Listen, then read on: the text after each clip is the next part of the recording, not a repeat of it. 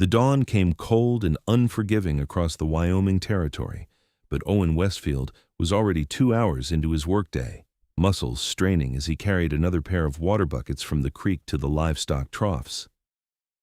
The year was 1879, and life in the mountains outside Sheridan demanded a man rise before the stars faded if he wanted to survive the winter ahead. Owen had built his homestead with his own calloused hands, carved it from the wilderness with determination and sweat. And now, at 28 years old, he knew every inch of this rugged land as well as he knew the scars on his knuckles. His shoulders were broad as an ox yoke, his arms thick with the kind of muscle that came from splitting wood and hauling stones, and his dark hair fell past his collar in waves that he rarely bothered to trim.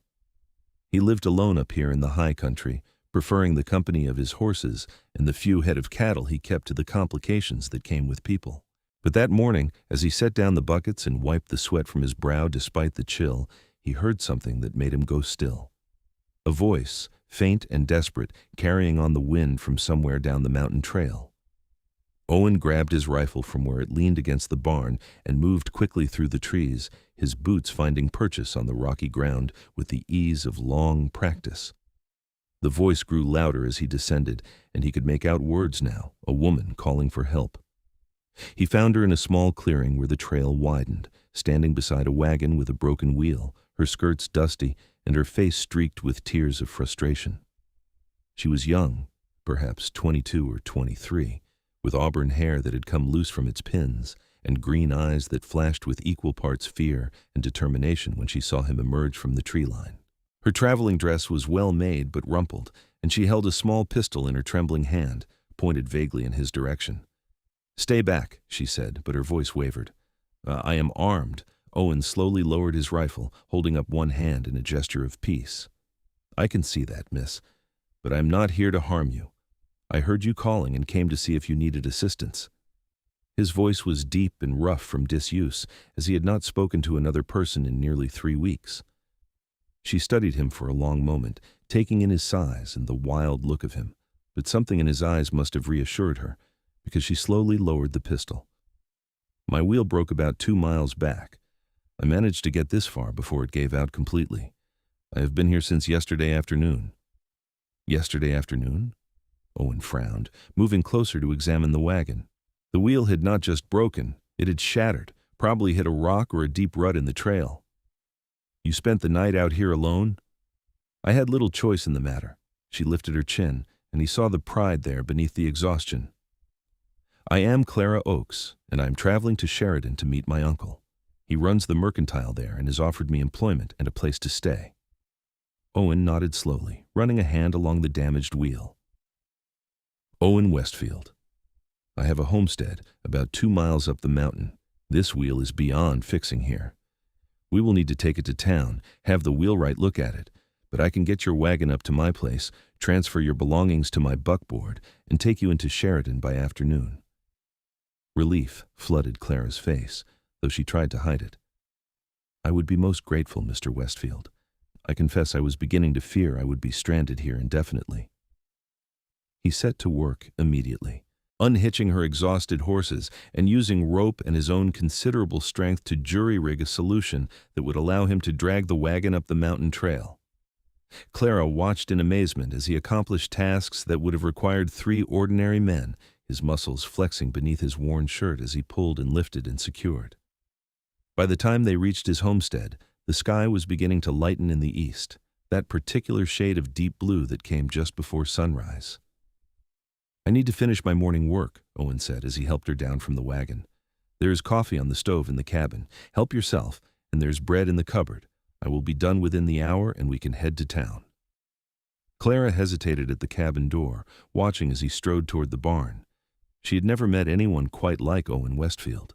He moved with a kind of rough grace, every action purposeful and efficient, and despite his intimidating size, she found herself feeling safe rather than threatened. Inside the cabin, she discovered a space that was Spartan but scrupulously clean. A single room served as kitchen, living area, and bedroom, with a loft above for storage. The furniture was handmade but solid, and everything had its place. She poured herself coffee from the pot on the wood stove and stood at the window, sipping the strong brew as she watched him work. Owen was stacking hay now, loading bales onto a cart to take to a shelter where she could see cattle gathered.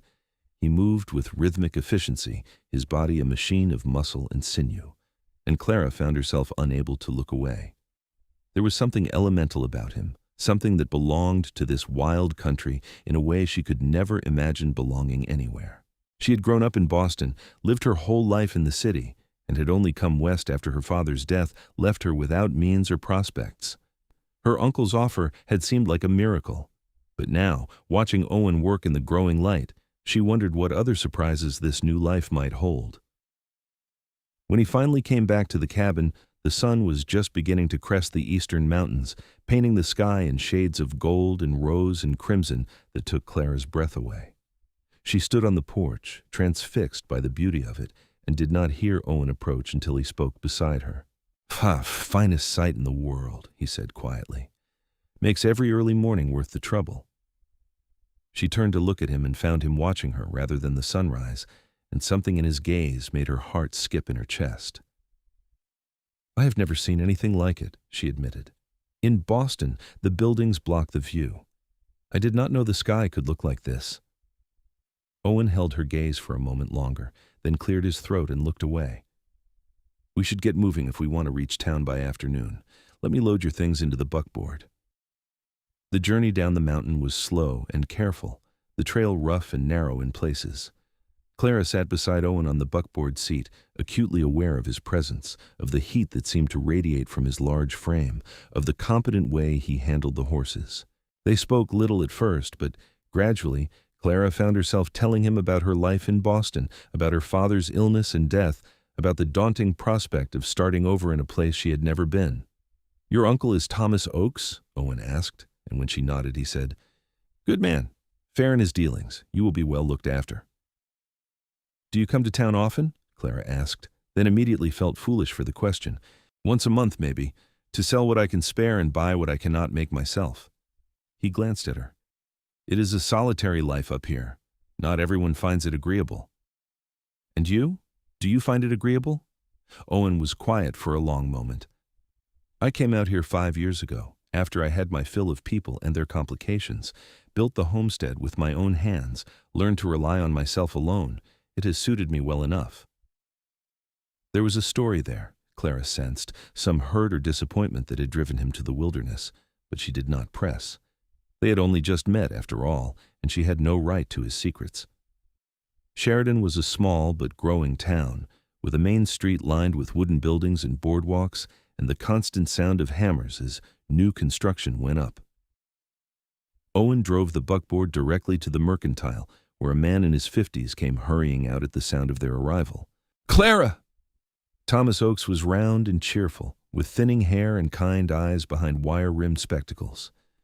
"Thank the Lord you are here safely. I was beginning to worry when you did not arrive yesterday." "I had some trouble on the road, Uncle Thomas." Clara climbed down from the buckboard, and Owen handed down her bags. "Mr. Westfield here came to my rescue." Thomas pumped Owen's hand enthusiastically. "Owen, good to see you. I am in your debt for seeing my niece safely here." "No debt," Owen said gruffly. "I will leave her wagon at the wheelwright and let him know to send you the bill when it is repaired." "Please, at least stay for supper," Thomas insisted. "It is the least we can do." But Owen was already backing away, uncomfortable with the attention. "I need to get back before dark. Good day to you both." He tipped his hat to Clara, his eyes meeting hers for just a moment, and then he was climbing back onto the buckboard and turning the horses. Clara watched him go with an unexpected sense of loss, which was ridiculous given that she had known him for mere hours. But there had been something about him, something solid and real in a world that suddenly seemed very uncertain. "Come inside, my dear," Thomas said, taking her arm. "My wife Margaret is eager to meet you, and we have a room all prepared for you upstairs." The next weeks passed in a blur of activity as Clara settled into her new life. She worked in the Mercantile, learning the inventory and the customers, and found that she had a knack for the business. Margaret Oakes was a warm, motherly woman who took Clara under her wing, teaching her about life in Sheridan and introducing her to the other women in town. Clara made friends, attended church socials, and began to feel like perhaps she might actually build a life here. but she found herself thinking about Owen Westfield more often than she cared to admit. She watched for him when men came to town, hoping to catch a glimpse of that tall, powerful figure. She asked casual questions about him and learned that he was considered something of a hermit, that he rarely socialized, that he kept to himself up in his mountain homestead. Some of the women whispered that it was a shame such a strong, capable man had no wife, but others said he was too wild, too rough, too set in his solitary ways to ever make a good husband. Nearly a month after her arrival, Clara was working behind the counter when the door opened and Owen walked in. Her heart leapt at the sight of him, and she had to force herself to maintain her composure. "Mr. Westfield," she said, proud that her voice came out steady. "How nice to see you again." He removed his hat, looking uncomfortable in the confines of the store. "Miss Oakes, you are looking well." "I'm settling in nicely, thank you. What can I help you find today?" He produced a list, written in a surprisingly neat hand, and Clara set about gathering the items while Owen stood awkwardly by the counter. She was acutely aware of him watching her, and her hands trembled slightly as she wrapped his purchases. "How's your homestead?" she asked, desperate to fill the silence. "Well enough. Had a cougar after the cattle last week, but I managed to drive it off." He paused. "Your wagon was repaired. It is at the livery." "Oh, thank you for arranging that." Clara tallied his purchases and told him the amount. As he counted out coins, their fingers brushed, and the contact sent a jolt through her that was entirely inappropriate. Owen seemed to feel it too, because he pulled his hand back quickly, nearly dropping the money on the counter. "I should be going," he said, gathering his supplies. "Mr. Westfield," Clara said impulsively, "there's a church social next Saturday evening, a dance. I wonder if you might consider attending?" He looked at her for a long moment, something unreadable in his dark eyes. "I'm not much for socializing, Miss Oakes." "No, of course not. I only thought—" She trailed off, feeling foolish, but Owen surprised her by saying, "Perhaps I could make an exception. One dance anyway." Clara's face broke into a smile. That would be lovely. She thought about that brief conversation for the entire week that followed, second-guessing every word, wondering if he would actually come or if he had simply said it to be polite. Saturday evening arrived, and Clara, dressed with care in her best gown, a deep green that matched her eyes, with her hair pinned up in an elegant style that Margaret had helped her achieve. The social was held in the largest building in town, the meeting hall that also served as the schoolhouse during the week. By the time Clara arrived with Thomas and Margaret, it was already crowded with townspeople, and a fiddler was tuning his instrument in the corner. Clara tried not to watch the door, tried to engage in conversation with the other young women, but her attention kept drifting, searching for a tall, broad-shouldered figure. When Owen finally appeared, well after the dancing had started, Clara felt her breath catch. He had cleaned up, his hair neatly combed back, wearing what were clearly his best clothes, though they were still plain and practical compared to the finery some of the other men sported.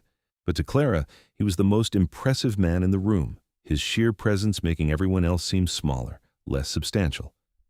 He found her almost immediately, as though drawn by some invisible thread, and crossed the room to where she stood. "Miss Oakes." "Mr. Westfield, I'm glad you came." "I said I would." He shifted his weight, clearly uncomfortable with all the people around them. "Would you care to dance?" Clara placed her hand in his, and he led her onto the floor as the fiddler struck up a waltz. Owen's hand on her waist was gentle despite his obvious strength, and he moved with surprising grace for such a large man. "I did not know you could dance," Clara said, smiling up at him. "My mother insisted I learn before she passed, said even a frontier boy needed some civilizing." A hint of a smile touched his lips. "I have not had much occasion to practice in recent years." "You're doing wonderfully." They danced in silence for a while, and Clara found herself increasingly aware of how well she fit against him, how safe she felt in his arms, how right this felt. When the music ended, Owen started to step back, but Clara held onto his hand. "Would you take a walk with me? It is rather warm in here." He nodded, and they slipped out into the cool evening air. The main street was quiet, most of the town at the social, and they walked slowly toward the edge of town, where the buildings gave way to open land. "I find myself thinking about that sunrise," Clara said softly. "The one I saw from your cabin. I've watched the sunrise every morning since, but it is not quite the same from town." Mountains make a difference, Owen agreed. The way the light hits the peaks, the way the shadows fall across the valleys.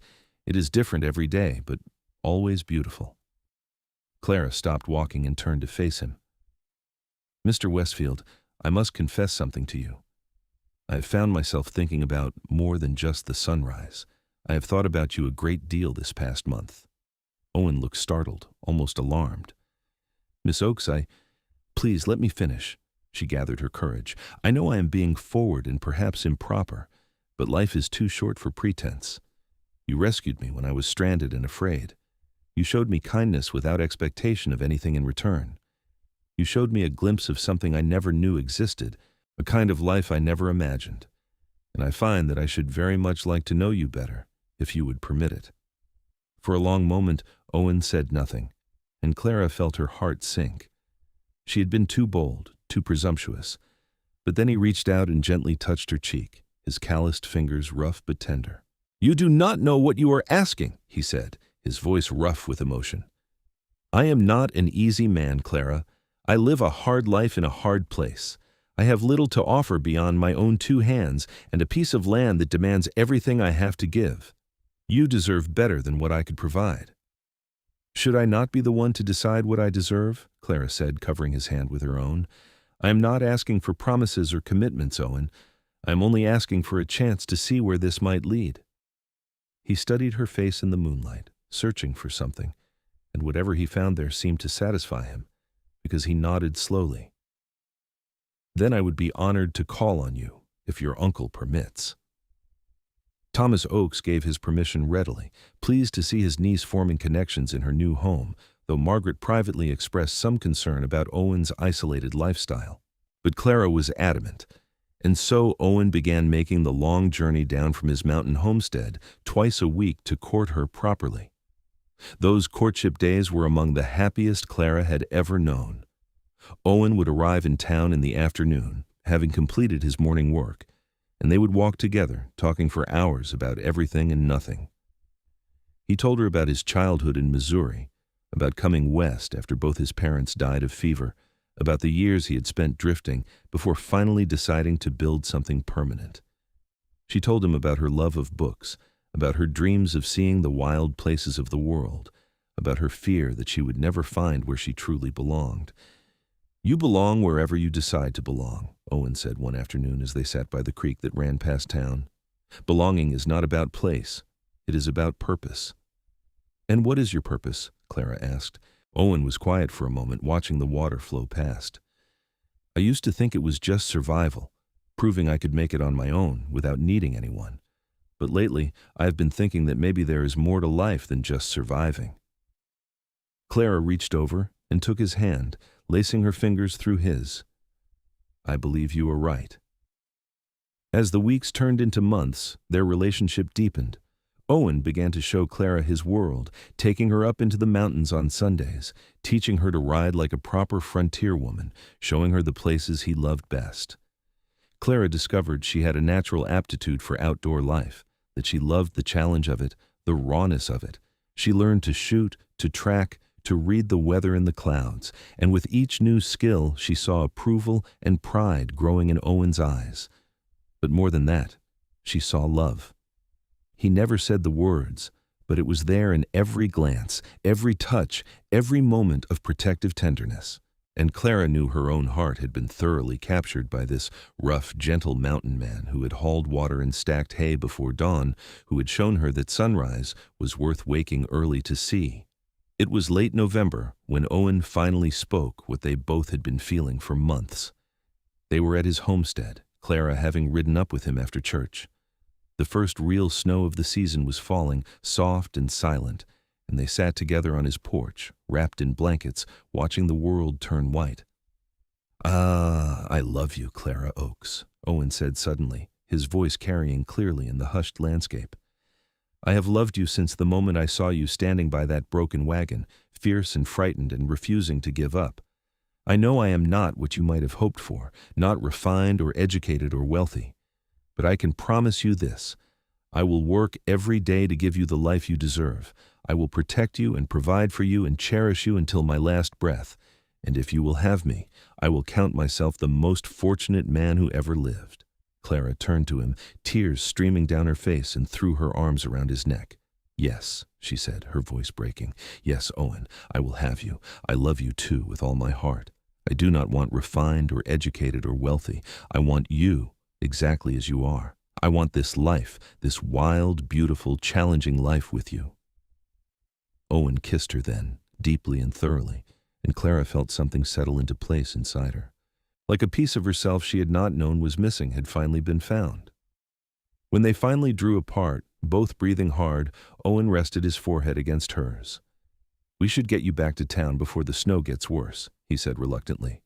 "But first there's something I want you to have." He went inside and returned with a small wooden box, clearly handmade. Inside was a ring, simple but beautiful, with a small turquoise stone set in silver. "I made this myself," Owen said, suddenly shy. "The stone is from a deposit I found up the mountain.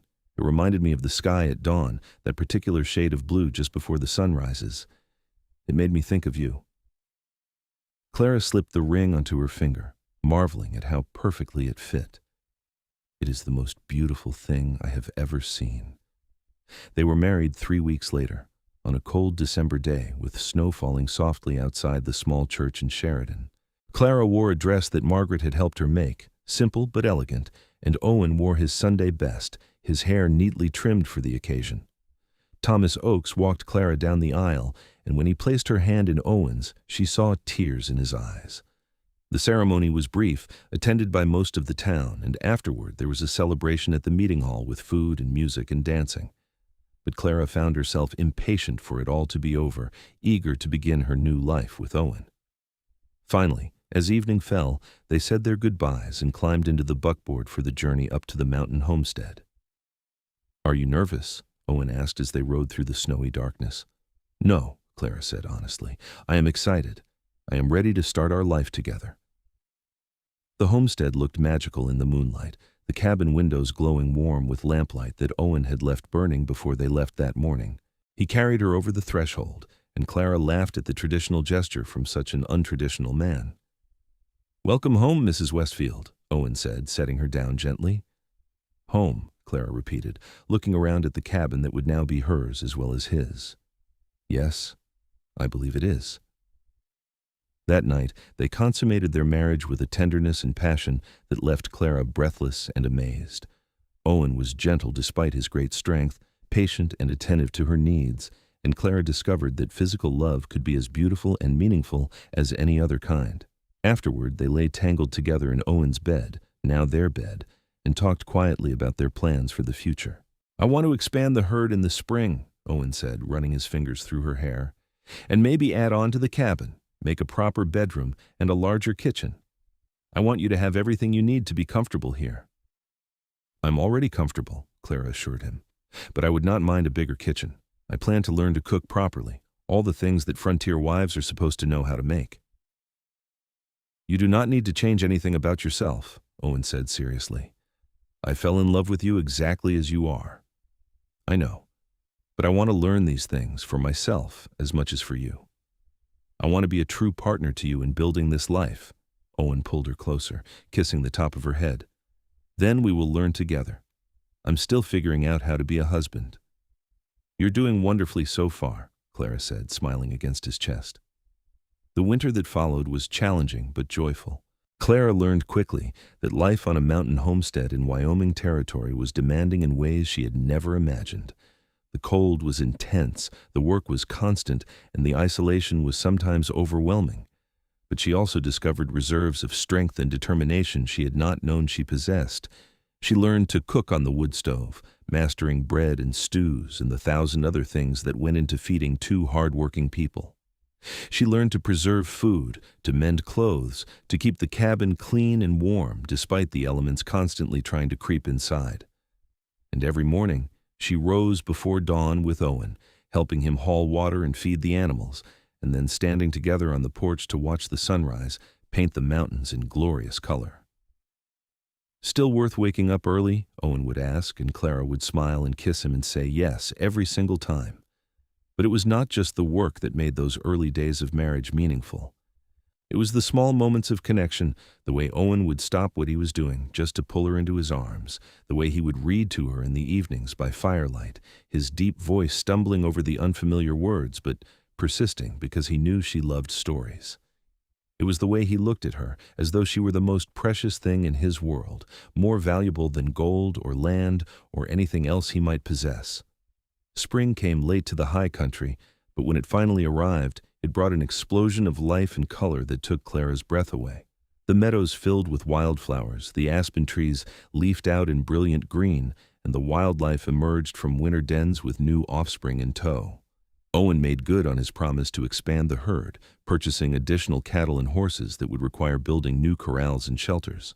Clara threw herself into the work alongside him, no longer the delicate city girl who had arrived with a broken wagon and uncertain future. She had been transformed by love and hard work into a true frontier woman, strong and capable and confident in her place in this wild land. Her hands grew calloused, her skin tanned from the sun, and her body grew lean and muscular from the constant physical labor. "You are even more beautiful than the day I married you," Owen told her one evening as they surveyed their expanding homestead together. "I look like a weather-beaten ranch hand," Clara laughed, but she was pleased by his words nonetheless. "You look like you belong here," Owen corrected, "like you were always meant to be exactly where you are." It was in late summer that Clara began to suspect she might be pregnant. She said nothing at first, wanting to be certain, but as the weeks passed and her suspicions were confirmed by the changes in her body, she knew she needed to tell Owen. She chose a morning in early September, after they had finished the morning chores and were standing on the porch watching the sunrise. The sky was particularly spectacular that day, streaks of pink and gold and orange spreading across the heavens like a promise. "Owen," she said softly, taking his hand, "I have something to tell you." He turned to her immediately, hearing something in her voice. "What is it? Are you all right?" "I'm more than all right. I'm expecting a baby. Our baby." For a moment, Owen just stared at her, and Clara felt a flicker of worry. But then his face broke into the widest smile she had ever seen on him, and he let out a whoop of joy that echoed across the valley. He swept her up in his arms, spinning her around despite her laughing protests that he would make her dizzy. "A baby," he kept saying, wonder in his voice. "We are going to have a baby." "Yes," Clara said, cupping his face in her hands. "Are you happy?" "Happy does not begin to cover it," Owen said, kissing her thoroughly. "You have given me everything, Clara, more than I ever dreamed I could have." The months that followed were a time of preparation and anticipation. Owen became even more protective than usual, insisting that Clara not overexert herself, though she argued that she was perfectly capable of continuing her normal work for several more months at least. They turned the loft into a nursery, with Owen building a beautiful cradle from pine wood he had carefully selected and sanded smooth.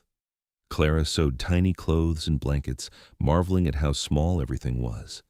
They made trips to town more frequently now, seeing the doctor to ensure that everything was progressing normally and purchasing supplies they would need. The whole town seemed to share in their excitement, with the women offering advice and gifts, and the men clapping Owen on the back and making jokes about sleepless nights ahead. "You will make a fine father," Thomas Oakes told Owen one afternoon in the Mercantile. "You have a good heart, son, even if you hide it behind all those muscles and that stern face." Owen flushed, but accepted the compliment with grace. He had softened considerably in the 2 years since meeting Clara, become more social, more open. Love had changed him in ways he never could have anticipated. Winter arrived again, and with it came the waiting. Clara's time drew near in late February, just as a massive blizzard swept down from the north. Owen was frantic with worry, pacing the cabin like a caged animal as Clara went into labor. "Should I try to get to town, fetch the doctor?" he asked for the 10th time. "In this storm, you would freeze to death before you got halfway there." Clara gripped his hand as another contraction hit. "We will manage, Owen. Women have been having babies without doctors since the beginning of time." "But what if something goes wrong?" The fear in his voice was palpable. Clara looked up at him, seeing the terror in his eyes, and felt her heart fill with love for this strong man who was so completely undone by the thought of losing her. "Nothing will go wrong. I am strong, and our baby is strong. We will be fine." She was right, though the labor was long and difficult. Owen stayed by her side the entire time, following her instructions, bringing her water, holding her hand, and whispering encouragements. And finally, as dawn was breaking on the second day, their son came into the world with a lusty cry that echoed through the cabin. Owen stared at the tiny red-faced infant in Clara's arms with an expression of absolute awe. "He is perfect," he whispered. "He is," Clara agreed, exhausted but triumphant. "What should we name him?" They had discussed names before, but now that the baby was actually here, everything felt different. Owen reached out carefully, as though afraid he might break something, and touched his son's impossibly small hand. The baby's fingers immediately wrapped around Owen's much larger finger, and that simple gesture seemed to undo something in him. Tears streamed down his face, completely unashamed. "James," he said, "after my father, James Westfield." "James," Clara repeated, testing the name. "Yes, I think that is perfect." The blizzard lasted 3 more days, and during that time, they were completely isolated in their own little world. Owen proved to be a natural father, tender and careful with his son despite his large, rough hands. He would hold James for hours, just watching him sleep, marveling at every tiny feature. "I never knew I could love someone this much," he told Clara one evening. "First you, and now him. Sometimes I think my heart cannot possibly hold any more." "And yet it always finds room," Clara said, smiling at the sight of her 2 men together. When the storm finally broke and the snow began to melt, Owen made the journey to town to announce the birth and reassure everyone that Clara and the baby were healthy. He returned with gifts and congratulations from the entire community, and Margaret Oakes insisted on coming back with him to help Clara through the first difficult weeks. Life settled into a new rhythm, organized now around the needs of a small, demanding baby. Clara discovered that motherhood was as challenging as anything else she had undertaken, but also deeply rewarding. She loved watching Owen with James, seeing this fierce, independent man reduced to helpless adoration by a tiny infant. As James grew from baby to toddler to young boy, the homestead grew as well. Owen continued to expand their holdings, purchasing adjacent land when it became available, increasing the herds, building new structures. They were not wealthy by any means, but they were prosperous, and more importantly, they were happy. Clara proved to have a head for business, and she began accompanying Owen to town to sell their goods, negotiating prices and forming relationships with buyers. Together, they built something that was more than just a homestead. They built a true partnership, a life where both of their strengths were valued and utilized. James was 3 years old when Clara discovered she was pregnant again. This time, the pregnancy was easier, perhaps because she knew what to expect. And when their second child arrived on a warm summer evening, it was a daughter with her mother's auburn hair and her father's dark eyes. "Catherine," Clara said immediately upon seeing her. "She looks like a Catherine." Owen had not stopped smiling since the baby's first cry. Catherine Westfield. Another perfect name for another perfect child. With 2 children, the cabin that Owen had expanded once already needed to grow again. That summer, with the help of some hired hands from town, he added a full second story, creating separate bedrooms for the children and expanding the living space below. The homestead was becoming quite substantial now, no longer the rough bachelor cabin it had been when Clara first saw it. "Do you remember the first morning we stood here together?" Clara asked Owen one dawn as they watched the sunrise with Catherine in her arms and James standing sleepily between them. "When I had just arrived after my wagon broke, I remember thinking you were the most beautiful woman I had ever seen," Owen said, "and the most out of place. I could not imagine someone like you surviving out here." "I almost did not," Clara admitted. "There were times that first winter when I was so cold and tired and overwhelmed that I wondered if I had made a terrible mistake. But then you would smile at me, or touch my hand, or we would stand here together watching the sun come up, and I would remember why I chose this life." Owen pulled her close, careful not to squish the baby between them. "And now? Now I cannot imagine any other life. This is where I belong, Owen. With you, with our children, with this wild, beautiful land. You showed me that there is magic in hard work, that there is beauty in simplicity, that there is joy in choosing someone and building a life together one day at a time." James tugged on Owen's hand. "Papa, can we go check on the new foal now?" Owen laughed and ruffled his son's hair. Yes, let us go see how Rosie and her baby are doing. Want to come, Clara? In a moment, you two go ahead. Catherine and I will catch up. She watched them go, her husband and her son, two versions of the same strength and kindness, and felt her heart swell with gratitude. Life was not always easy, even now. There were hard winters and dry summers, sick animals and broken equipment, long days and short tempers. But there was also this, these moments of simple perfection, these reminders of why it was all worthwhile. The years flowed past like water, each one bringing its own challenges and triumphs. James grew into a strong, capable boy who followed his father everywhere, learning the skills he would need to eventually take over the homestead. Catherine was more bookish, with her mother's love of reading and learning, but she could also outride most of the boys her age and was afraid of nothing. When James was 10 and Catherine was 7, Clara gave birth to their third child, another boy they named Samuel. Owen had been worried about Clara, who was now in her mid-30s, but the birth went smoothly, and Samuel proved to be a cheerful, easy baby who rarely cried. 3 children, Owen marveled as he sat with Clara on the porch one evening, Samuel sleeping in his arms while the older 2 played in the yard. I never imagined I would have 1 child, let alone 3. Are you happy? Clara asked, though she knew the answer. More than I have words to express, Owen said simply. You gave me a life I never dreamed possible, Clara. You took a lonely, bitter man and showed him what it means to truly live, to love, to build something that matters. Clara reached over and took his hand, their fingers interlacing with the ease of long practice.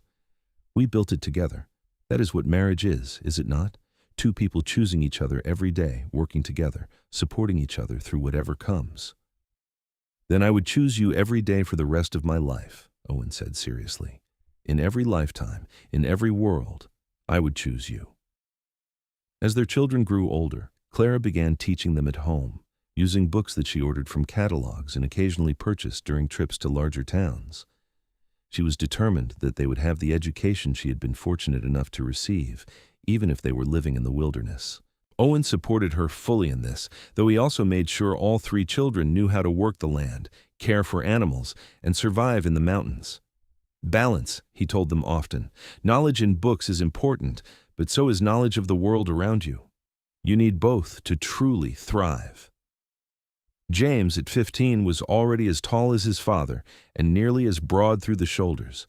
He had inherited Owen's quiet strength and Clara's sharp mind, and he spoke often of his plans to expand the homestead even further when he was old enough to take it over. Catherine, at 12, was determined to become a teacher, inspired by her mother's dedication to learning. She had already begun helping with the younger children in town when she and Clara went in for supplies, and everyone said she had a natural gift for it. Samuel, at 5, was still young enough that his future remained unwritten, but he showed signs of having his father's way with animals and his mother's friendly, outgoing nature. One autumn evening, when the aspen trees were turning gold and the air had that particular crispness that spoke of approaching winter, the whole family gathered on the porch to watch the sunset. It had become a tradition over the years, this quiet time together at the end of the day, and Clara treasured it above almost everything else. "Papa," Catherine said suddenly, "tell us again about how you and Mama met." Owen and Clara exchanged glances, smiling. The children never tired of this story, even though they had heard it dozens of times. "Well," Owen began, "it was a cold morning in early spring, and I had been up since before dawn hauling water and stacking hay, same as always.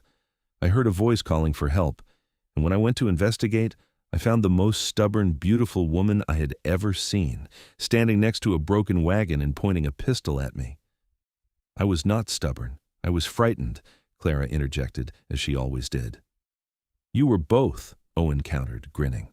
"But you were also brave and determined and entirely out of place in the wilderness, and I knew from that first moment that you were going to turn my life upside down." "And did she?" James asked, even though he knew the answer. "Completely. She showed me that there was more to life than just surviving alone on a mountain. She taught me about joy and partnership and love. She made every sunrise worth waking up early to see, because I knew I would be seeing it with her." Clara felt tears prick her eyes, as she always did when Owen spoke this way. After all these years, he could still move her with his simple, heartfelt words. That is so romantic, Catherine sighed. That is real life, Clara corrected gently. Real love is not just the grand gestures or the dramatic moments. It is waking up every day and choosing to work together, to support each other, to build something meaningful. It is your father bringing me coffee in bed when I am tired, and me mending his favorite shirt for the 10th time, and both of us standing together to watch the sun rise on another day we have been blessed to share. As the children grew older and more independent, Clara and Owen found themselves with more time together, just the two of them. They would ride out into the mountains together, exploring the land they loved, talking about their dreams for the future, for themselves and for their children. James will take over the homestead eventually, Owen said one afternoon as they sat by a creek, their horses grazing nearby. He has the right temperament for it, the dedication it requires. And Catherine will go to teacher college, probably in Cheyenne or Denver. We will need to start saving for that. And Samuel? Clara asked. Samuel is a wanderer at heart. I think he will want to see more of the world than just these mountains. We should encourage that, help him find his own path. Clara leaned against her husband's broad shoulder, feeling the solid warmth of him, the security that had been her constant companion for more than 20 years now. Did you ever imagine, when you were living alone up here, that you would be making plans for your children's education? Owen was quiet for a moment, his arm coming around her shoulders. No. I imagined I would grow old alone, maybe die in some hard winter, and that would be the end of it. I never let myself hope for more than that. And then you came into my life, and everything changed. You gave me hope, Clara. You gave me a reason to want to see tomorrow. You gave me those same things, Clara said softly. I came west frightened and alone, with no idea what the future held, and you showed me that home is not a place. It is the people you choose to build a life with. You are my home, Owen Westfield, and you always will be. They sat in comfortable silence, listening to the creek babble over the rocks, the wind sigh through the pines, the birds call to each other in the branches above. This, Clara thought, was true wealth. Not money or possessions, but moments like these, shared with someone you loved more than life itself. The children continued to grow and change, as children do. James, at 18, was running much of the homestead operation himself now, though he still deferred to his father on major decisions. Catherine had indeed gone off to teacher college in Denver, writing long letters home about her studies and her dreams, and Samuel, at 13, was showing signs of the wanderlust Owen had predicted, always asking about the world beyond their mountains. On their 25th wedding anniversary, Owen surprised Clara by taking her back to the spot where her wagon had broken down all those years ago. The trail was better maintained now, and the journey was much easier than that first desperate night. This is where it all began, Owen said as they stood in the clearing. Right here, you changed my entire life. We changed each other's lives, Clara corrected. I was just as lost as you were, Owen. Maybe more so, because at least you knew what you were doing out here. I was completely adrift. And now? Clara looked around at the familiar mountains, the towering pines, the crystal blue sky that she had come to love more than anything. Now I'm exactly where I'm meant to be. I wake up every morning grateful for another day with you, another sunrise to share, another chance to build this life we have created together. Owen pulled a small package from his saddlebag and handed it to her. Inside was a necklace, handmade like her wedding ring, with 3 small turquoise stones set in silver. One for each of our children, he explained. The stones are from the same deposit as your ring. Our family, all connected by the same thread, the same foundation. Clara fastened the necklace around her neck, her fingers trembling slightly. It is beautiful, Owen. Everything you have ever given me has been beautiful. But most of all, you gave me yourself. Your heart, your strength, your unwavering love and support. I could not have asked for a better partner in this life. Owen kissed her then, slow and deep, and Clara felt the same spark she had felt on their wedding night, on the night they met, on every night in between. Some things never changed, no matter how many years passed. They were in their 50s when the first real talk of retirement began. James had married a lovely young woman from town named Emily, and they were expecting their first child, The young couple moved into the main house, while Owen and Clara moved into a smaller cabin that James and Owen had built on another part of the property. "I never thought I would see the day when you would willingly give up control of this place," Clara teased as they settled into their new home. "I'm not giving up control, I'm delegating," Owen replied, but he was smiling. "And besides, I have other priorities now, like spending time with my grandchildren. Speaking of which, Catherine just wrote to say she is getting married next spring." "To that teacher she has been writing about? Jonathan?" "The same. She wants us to come to Denver for the wedding." Clara felt a flutter of excitement. She had not been to a city in years, had not traveled far from the homestead since the children were small. It will be strange, seeing so many people again. "We do not have to go if you do not want to," Owen said quickly. "Of course we are going. I would not miss our daughter's wedding for anything." Clara reached over and took his hand. "But it will be good to come home afterward. This is where we belong, you and I." The years continued their steady march. Catherine's wedding was beautiful, and she eventually had 2 children of her own, a boy and a girl. James and Emily had 3 children, all boys who were the spitting image of their grandfather. And Samuel, true to his nature, went off to explore the wider world, sending letters from San Francisco, Seattle, and eventually Alaska. Owen and Clara became the patriarch and matriarch of a growing family, their small cabin, the place where everyone gathered for holidays and celebrations. They watched their grandchildren grow with the same wonder and joy they had felt with their own children, marveling at how quickly time seemed to pass now. On Clara's 60th birthday, the entire family gathered at the homestead. It had been years since everyone had been together in one place, and the property rang with laughter and conversation. Owen, now in his mid-60s but still strong and capable, stood with Clara on the porch of the main house, looking out at the scene before them. "Did you ever imagine this?" Clara asked quietly. "All of this, coming from one broken wagon wheel and a chance meeting?" "Nothing about meeting you was chance," Owen replied. "It was fate, destiny, whatever you want to call it. We were meant to find each other, Clara. We were meant to build this life, this family, this legacy." "I love you," Clara said, as she had said countless times over the years. "I love you as much today as I did the day we married. Maybe more." "More every day," Owen agreed, pulling her close. "That is the secret, is it not? That love does not stay static. It grows and changes and deepens, becoming something richer and more complex with each year that passes." They stood together, watching the sunset paint the mountains in shades of gold and rose, listening to their children and grandchildren, and feeling the deep satisfaction of a life well lived. It had not always been easy, this life they had chosen. There had been hard winters and lean years, sickness and loss, moments of doubt and fear. But there had also been joy beyond measure, love beyond words, and the kind of partnership that comes once in a lifetime if you are very, very lucky. As the shadows lengthened and the first stars began to appear, Owen turned to Clara and said what he had said so many times before. "Still worth waking up early for?" And Clara smiled, looking at the life they had built together, at the family surrounding them, at the man who had been her partner and her love for more than 40 years, and said what she always said, every single time. The seasons continued to cycle, as they always had and always would. Winter snows gave way to spring wildflowers, which became summer heat and then autumn gold. And through it all, Owen and Clara remained constants, still rising before dawn to watch the sunrise, still working side by side on whatever needed doing, still finding joy in each other's company after all these years.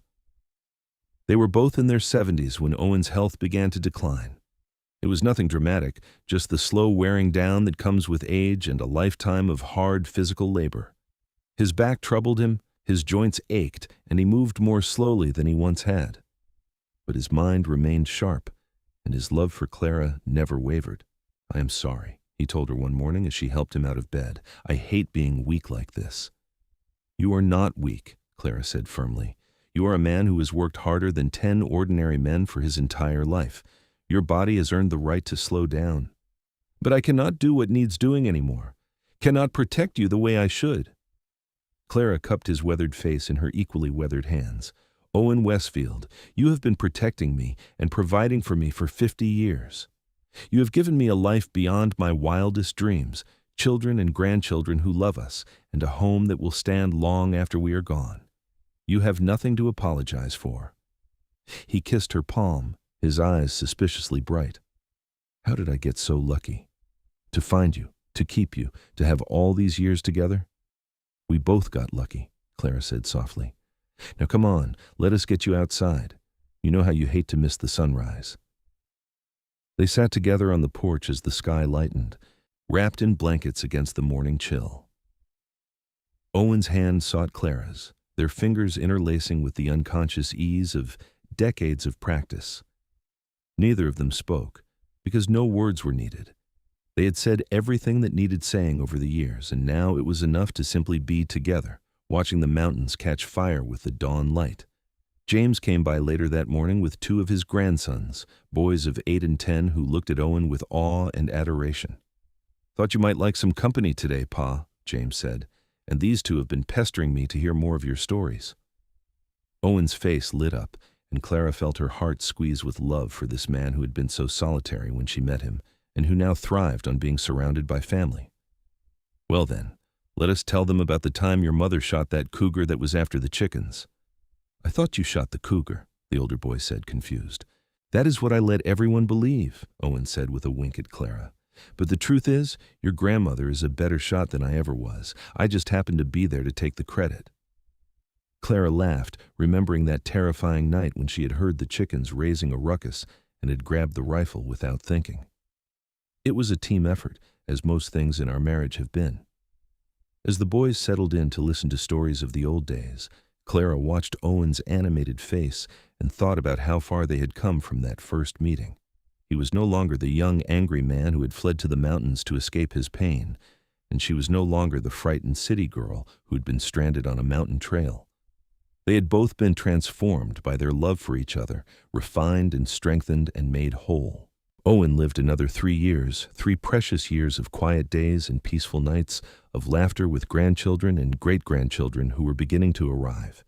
He remained clear-headed until the end, and on his last morning he woke before dawn as he always had. "Help me outside," he asked Clara, his voice barely a whisper. "I want to see the sunrise one more time." Clara, her own body frail now but still strong enough for this, helped him to the porch. The whole family had been camped at the homestead for days, knowing the end was near, and they came out now to be with him. But Owen only had eyes for Clara. Thank you," he said softly as the sky began to lighten, "for everything, for loving me, for building this life with me, for making every day worth living. You were the best thing that ever happened to me, Clara Westfield." "And you to me," Clara said, tears streaming down her face. "I love you, Owen. I will always love you." "I will be waiting for you," Owen said. "Wherever we go next, I will be there, waiting to watch the sunrise with you." The sun crested the eastern peaks, flooding the valley with golden light, and Owen took his last breath with a smile on his face and Clara's hand in his. The family grieved, as people do when they lose someone they love, but there was also a sense of rightness to it. Owen had lived a full, rich life, had died surrounded by the people he loved, watching the sunrise that had always been his favorite sight in the world. They buried him on a hill overlooking the homestead, with a simple stone that read, "Owen Westfield, beloved husband, father, and grandfather." Clara visited the grave every day, talking to him as though he were still there, telling him about the family news and the changes happening on the homestead. "I miss you," she would say. "Every moment of every day, I miss you. But I'm grateful, too, for every year we had together. You taught me what love really means, Owen. You taught me that home is not a place, but a person, and that person was you." Clara lived another 5 years after Owen's death, years that she spent surrounded by her loving family, watching new generations grow and thrive on the land that she and Owen had built together. She never remarried, never even considered it. Owen had been her one true love, her partner and her best friend, and she had no desire to replace him. On the morning of her 80th birthday, Clara woke early and dressed carefully. She walked slowly up to the main house, where the family was gathering for a celebration, but instead of going inside, she continued up the hill to Owen's grave. "Happy birthday to me," she said, sitting down on the bench that James had built beside the stone. The The children are planning something elaborate, I am sure, but I wanted to spend a few minutes with you first." She sat in comfortable silence, watching the sky lighten, and as the sun began to rise, painting the mountains in shades of gold and rose, she felt a sense of peace settle over her. This was what Owen had given her all those years ago, not just his love, but this connection to something larger and more beautiful than either of them alone. He had shown her that life was worth living fully, worth embracing with both hands, despite the hardships and the pain. "I think I am ready," she said softly. "Ready to see what comes next, ready to find out if you really are waiting for me somewhere. But I want you to know that I have no regrets, Owen. Our life together was everything I could have wanted and more. You made every sunrise worth waking up early to see." Clara closed her eyes, feeling the warmth of the sun on her face, and drifted into a sleep from which she did not wake. The family found her hours later, still sitting peacefully on the bench, a smile on her face, turned toward the sunrise she had loved so much. They buried her beside Owen, and the entire community came out for the funeral. Clara and Owen's story had become legend in Sheridan, a tale of true love that had endured for more than half a century, a reminder that even in the harsh wilderness of the frontier, beauty and tenderness and deep, abiding love could flourish. The homestead continued to thrive, passed down through the generations, each one adding their own chapter to the story that Owen and Clara had begun. The house was expanded and modernized, the herds grew larger, the land produced its bounty year after year. But through all the changes, certain traditions remained constant. Every morning, someone from the family would stand on the porch to watch the sunrise, and as the sky filled with color, they would think about the mountain man who had hauled water and stacked hay before dawn, and the city girl who had learned to love the wilderness and the life they had built together one sunrise at a time. On their shared gravestone, James had added an inscription beneath their names. "They taught us that love is not just a feeling, but a choice, made new each day." Together, they proved that with hard work, dedication, and unwavering commitment to each other, two people can build something that lasts forever. And high on a hill overlooking the valley, beside two weathered stones marking two lives well lived, the sun continued to rise each morning, painting the mountains in glorious color, a reminder that some things love, family, the beauty of the natural world are eternal, transcending time and death and everything in between. The great-grandchildren would ask their parents and grandparents to tell them the story of Owen and Clara, and the tale would be told again, embellished and refined, but always true at its core. It was a story about a man who had lost his way and found it again in the eyes of a woman who needed him as much as he needed her. It was a story about building something meaningful from nothing, about the transformative power of love, about the beauty that can be found in hard work and simple pleasures. But most of all, it was a story about two people who had chosen each other every single day for more than 50 years, who had faced every challenge together, who had built a legacy that would endure long after they were gone. They had shown their children and their children's children what real love looked like, not perfect or easy, but constant and true and worth every sacrifice. And every morning, as the sun rose over the Wyoming mountains, their spirits seemed to linger there on the porch they had stood on so many times, watching together as the world awakened, grateful for another day, another sunrise, another chance to appreciate the life they had been blessed to share. Because in the end, that was what it had all been about, not the land or the money or the material things they had accumulated, but the moments of connection, the shared experiences, the deep and abiding love that had made every sunrise worth waking up early to see. Their story became part of the land itself, woven into the fabric of the homestead, like the roots of the ancient pines that surrounded it. Visitors to the property could feel it somehow, that sense of enduring love and commitment, and they would leave inspired to seek out their own version of what Owen and Clara had found together. The valley continued its eternal cycle, seasons turning, years passing, but the memory of Owen and Clara remained fresh and vital, a testament to the power of choosing love every single day, of building a life together one sunrise at a time, of proving that sometimes the greatest adventures are not found in distant lands, but in the heart of another person who sees you, truly sees you, and loves you anyway. And so their story ended where it began, with a mountain man who hauled water and stacked hay before dawn, and a woman who made every sunrise worth waking up early to see. Together, they had created something beautiful and lasting, a love story for the ages, proof that even in the harsh wilderness of the American frontier, two hearts could find each other and build something eternal.